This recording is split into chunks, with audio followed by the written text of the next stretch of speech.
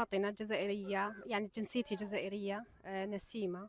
إلي تقريبا سنتين هون، يعني كنت قبل الحرب، يعني إجيت بسنة، وشاء القدر أنه نحضر الحرب هاي هون في غزة. كيف شايفة الوضع هنا؟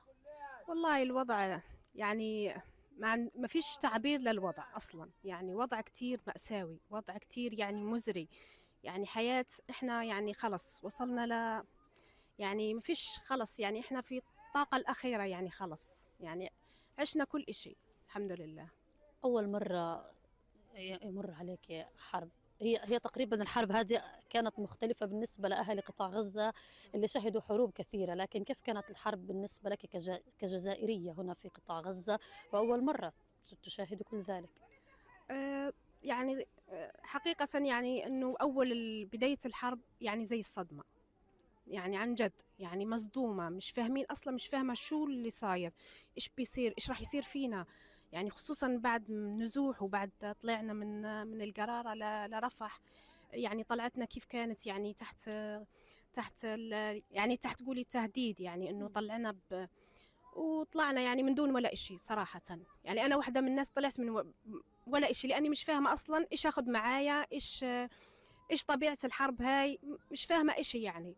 وسبحان الله يعني عشت أسوأ أيام عمري في رفح، يعني أنا الحين بتمنى أنه الأيام هاي بتنمحى من ذاكرتي يعني. كيف كان شكل هذه الأيام؟ ليه بتتمني تنمحى من ذاكرتك؟ لأنه كان وضع كتير يعني كنا عايشين في مدرسة صف، يعني تقريبا يأوي قولي 10 عائلات، يعني كل عائلة تقريبا عندها يعني تحسبيها بس 5 6 أطفال، واحسبي يعني 50، يعني 10 عائلات في 5، يعني قولي 5 أو هيك قديش إحنا في صف واحد.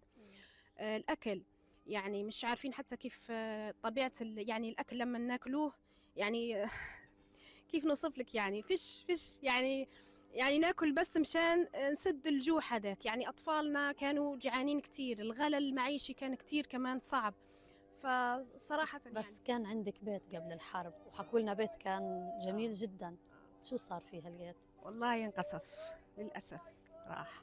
معك صور للبيت؟ آه. كان منزل، يعني حضرتك مهندسة مهندسة. ويمكن إبداعاتك كانت فيه ما شاء الله. ما بقي منه أي شيء البيت؟